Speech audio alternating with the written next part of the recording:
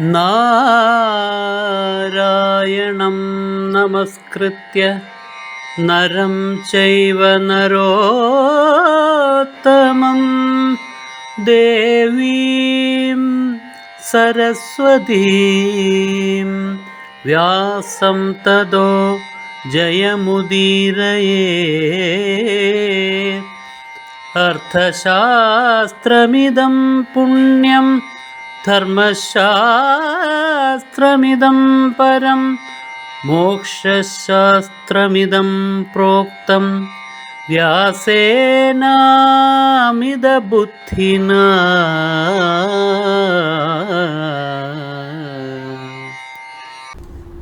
പാണ്ഡവന്മാരെ മുഴുവൻ ധ്വംസിച്ചിട്ട് ഈ ഹസ്തിനാപുരത്തിന്റെ ഏകഛത്രാധിപത്യം നേടിയെടുക്കാനാണ് ദുര്യോധനൻ കൊതിച്ചത്. അതിനു വേണ്ടിയിട്ടാണ് ദുര്യോധനൻ ഇത്രയും കാലം പ്രവർത്തിച്ചത്. ഇപ്പോ പാണ്ഡവന്മാര് രാജ്യം ചോദിച്ചു വന്നിരിക്കുന്ന ഈ അവസരത്തില് യുദ്ധമല്ലാതെ മറ്റു മാർഗമില്ല. ഈ അവസരത്തിൽ ദുര്യോധനിൽ നിന്നിട്ട് സർവവും സ്വീകരിച്ച ഞാൻ അതിന്റെ പ്രത്യുപകാരമായിട്ട് പാണ്ഡവർക്കെതിരെ യുദ്ധം ചെയ്യും. ഞാൻ പാണ്ഡവരുടെ കൂട്ടത്തിലേക്ക് വരണമെന്നുള്ള ഈ അഭ്യർത്ഥന പരിപൂർണമായിട്ട് ഞാൻ തള്ളിക്കളയുന്നു. ഞാൻ അങ്ങോട്ട് വരില്ല. ഞാൻ പാണ്ഡവർക്കെതിരെ യുദ്ധം ചെയ്യും. എങ്ങനെ? ബലം ച ശക്തിം ചസ്തായ നവൈത്വയ്യനിർതം വദേ. എന്റെ മുഴുവനും ബലം, എന്റെ മുഴുവൻ ബലവും, എന്റെ മുഴുവൻ ശക്തിയും പ്രയോഗിച്ച് യുദ്ധസാമർഥ്യത്തിന് ഒരു കുറവും വരുത്താതെ അങ്ങേയറ്റം ആത്മാർത്ഥമായിട്ട് എന്തൊക്കെ യുദ്ധ നൈപുണിയാണോ എന്റെ ഗുരുക്കന്മാരിൽ നിന്നിട്ട് ഞാൻ നേടിയെടുത്തിട്ടുള്ളത്, അതേപോലെ തന്നെ എന്തൊക്കെ യുദ്ധ വൈദഗ്ധ്യമാണോ ഞാൻ അഭ്യാസ പാടവത്തിലൂടെ സ്വാധീനമാക്കിയിട്ടുള്ളത്, അതെല്ലാം പ്രയോഗിച്ച് അല്ലയോ മഹാറാണി, ഞാൻ അങ്ങയുടെ മക്കൾക്ക് എതിരെ യുദ്ധം ചെയ്യും. ആ കാര്യത്തില് യാതൊരു കുറവും വരുത്തുകയില്ല, ഒരു മാറ്റവും കർണനില്ല എന്നറിഞ്ഞുകൊള്ളുക. ആനൃശംസ്യമധോ വൃത്തം രക്ഷൻ സത്പുരുഷോചിതം. സത്പുരുഷന്മാർക്ക്, നല്ല ആളുകൾക്ക് ദയാലുത എന്നുള്ളത് വേണം. അതിനെ ഒരിക്കലും ഞാന് തള്ളിക്കളയില്ല. അതിനാൽ ഞാന് അല്ലയോ മഹാറാണി, അങ്ങയുടെ വാക്കുകളെ പൂർണ്ണമായിട്ടും ഈ ഒരു ഘട്ടത്തിൽ പോലും നിരസിക്കുന്നില്ല. ഒരു പങ്കുവരെ ഞാൻ ദയാലുത കാണിക്കും അങ്ങയോട്. അതുകൊണ്ട് കേട്ടുകൊള്ളൂ.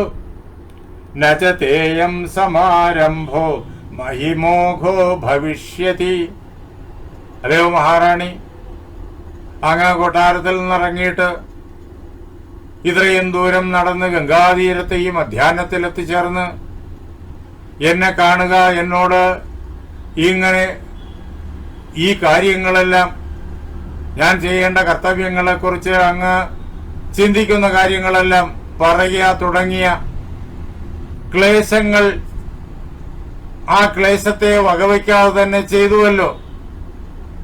അങ്ങനെയുള്ളതായ ഈ പ്രയത്നം പരിപൂർണമായിട്ടും നിഷ്ഫലമാക്കുകയില്ല ഞാൻ. കാരണം സൽപുരുഷന്മാർക്ക് സജ്ജനങ്ങളോട് കാരുണ്യം വേണം. ആ ദയാലുത ഞാൻ കാണിക്കും. അപ്പോഴും തന്റെ ആ ഒരു ഉയർന്ന മാനസികാവസ്ഥയുടെ ഉടമയെന്നുള്ള സ്ഥിതി, ആ ഗർവം കർണൻ കൈവിടുന്നില്ല. ഞാൻ കാരുണ്യം കാണിക്കും. വന്നത് പൂർണ്ണമായും വെറുതെ ആവില്ല. വധ്യാൻ വിഷഹ്യാൻ സംഗ്രാമേ നഹനിഷ്യാമി തേ സുതാൻ. യുദ്ധം നടക്കുമ്പോഴേക്കും എന്തൊക്കെയാ സംഭവിക്കാന്ന് ആർക്കും പറയാനാവില്ല. ഒരു പക്ഷേ അല്ലയോ രാജമാതാവേ, അങ്ങയുടെ മക്കൾ 5 പേരും എന്റെ കയ്യില് എന്റെ അമ്പുകൾ കൊണ്ട് മരിക്കാൻ പാകത്തിന് എന്റെ മുന്നിൽ വന്ന് പെട്ടുവെന്ന് വരും. അങ്ങനെ അവരെ കൊല്ലാനുള്ള അവസരം എന്റെ കയ്യിൽ വന്നാൽ പോലും അങ്ങയുടെ മക്കളിൽ അർജുനൻ ഒഴികെ യുധിഷ്ഠിരം ച ഭീമം ച യമൗ ചൈവാർജുനാദൃതേ. അർജുനനൊഴികെ ഞാൻ ബാക്കി എല്ലാവരെയും സംരക്ഷിക്കും. അർജുനനെ സംരക്ഷിക്കില്ല. അർജുനനെ കൊല്ലാൻ പാകത്തിന് എന്റെ കയ്യിൽ കിട്ടിക്കഴിഞ്ഞാൽ ഞാൻ സംഹരിച്ചിരിക്കും. പക്ഷെ അർജുനനൊഴികെ യുധിഷ്ഠിരനെയും ഭീമനെയും നകുല സഹദേവന്മാരെയും ഞാൻ ഒരിക്കലും കൊല്ലില്ല. അവരുടെ ജീവനെ ഞാൻ രക്ഷിക്കും. അവരെ ഞാൻ ഒഴിവാക്കി വിടും. ഈ നടക്കാൻ പോകുന്ന യുദ്ധത്തിലെ ഏറ്റവും വലിയ സംഭവം ഏതായിരിക്കുമെന്നറിയോ? അർജുനേന സമം യുദ്ധം അപിയൗധിഷ്ഠിരേ ബലേ. യുധിഷ്ഠിരന്റെ പക്ഷത്ത് നിൽക്കുന്ന അർജുനനുമായിട്ട് അതിഘോരമായിട്ട് ഞാൻ യുദ്ധം ചെയ്യും. ആ കാര്യത്തില് യാതൊരു വിട്ടുവീഴ്ചയുമില്ല. പക്ഷേ യുധിഷ്ഠിരന്റെ സൈന്യത്തിൽ മറ്റ് 4 പേരെയും, യുധിഷ്ഠിരനെയും ഭീമനെയും നകുലസഹദേവന്മാരെയും ഞാൻ സംഹരിക്കാതെ വിടും. അതുകൊണ്ട് എന്റെ അടുത്ത് വന്നതും എന്നോട് ഈ പ്രകാരത്തിൽ അഭ്യർത്ഥിച്ചതും തികച്ചും നിഷ്ഫലമായി എന്ന് വരില്ല. കർണന്റെ സമീപത്ത് ഈ സമയത്ത്, സൂര്യോപാസന കഴിയുന്ന സമയത്ത് ആര് വന്ന് എന്ത് അഭ്യർത്ഥിച്ചാലും അത് കർണൻ നൽകിയിരിക്കും. അതാണ് കർണന്റെ സ്വഭാവം. അതാണ് കർണന്റെ ദാനധർമ്മത്തിന്റെ പ്രത്യേകത. പക്ഷേ അത് പൂർണ്ണമായും ഈ അവസരത്തിൽ ഞാൻ തരില്ല. ഞാൻ ഇത്രമാത്രം തരും. അപ്പോ 4 മക്കൾ, അങ്ങയുടെ ആ 5 മക്കളിൽ 4 മക്കൾ ഉണ്ടാകും എന്ന് മാത്രമല്ല, യുദ്ധം കഴിഞ്ഞാൽ അമ്മയ്ക്ക് 5 മക്കൾ ഉണ്ടാകും. അർജുനം ഹി നിഹത്യാജൗ സംപ്രാപ്തം സ്യാത് ഫലം മയാ. യുദ്ധത്തില്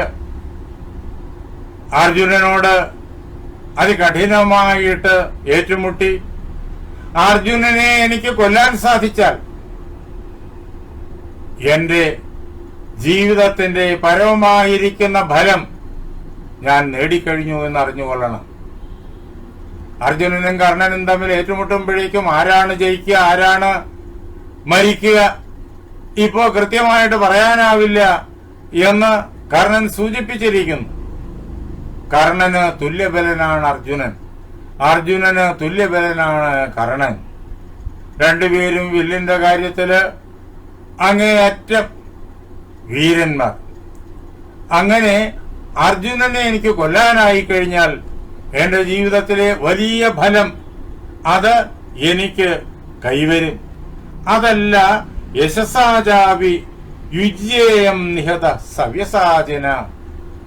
എനിക്ക് അർജുനനെ കൊല്ലാൻ കഴിയുന്നില്ല, പകരം അർജുനൻ തന്നെയാണ് സംഹരിക്കുന്നതെങ്കിൽ അങ്ങനെ യുദ്ധത്തിൽ സംഭവിക്കാലോ. എങ്കിൽ എനിക്ക് ഒരിക്കലും തീരാത്തതായ യശസ്സുണ്ടാകും.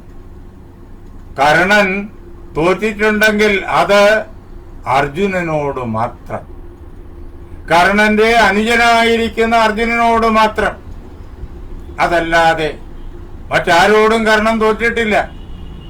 അങ്ങനെ കർണൻ ജയിച്ചാലും കർണന് തീരാത്തതായ യശസ്, വിജയം. അതേപോലെ കർണൻ കൊല്ലപ്പെട്ടാലും അർജുനൻ ജയിച്ചാലും കർണന് ഒരിക്കലും നഷ്ടപ്പെടാത്ത തീരാത്തതായ യശസ്. അങ്ങനെ പടക്കളത്തില് അർജുനനും കർണനും ഏറ്റുമുട്ടും എന്നറിയാം. അതിന്റെ ഫലം 2-ൽ 1 കൊല്ലപ്പെടും. അങ്ങനെ കൊല്ലപ്പെട്ടാലും അല്ലയോ മഹാറാണി, അങ്ങയുടെ മക്കളുടെ എണ്ണം 5 തന്നെയായിരിക്കും. ഇപ്പോൾ 5 മക്കളുണ്ട്. യുദ്ധം കഴിഞ്ഞാലും അങ്ങയുടെ മക്കളുടെ എണ്ണം 5 തന്നെയായിരിക്കും. ആ മക്കളുടെ എണ്ണത്തിന് ഒരിക്കലും കുറവ് വരില്ല. നതേ ജാതുന ശിഷ്യന്തി പുത്ര പഞ്ചയശസ്വിനി നിരർജുനാ സകർണാവ സർജുനാവാഹതേ മയി.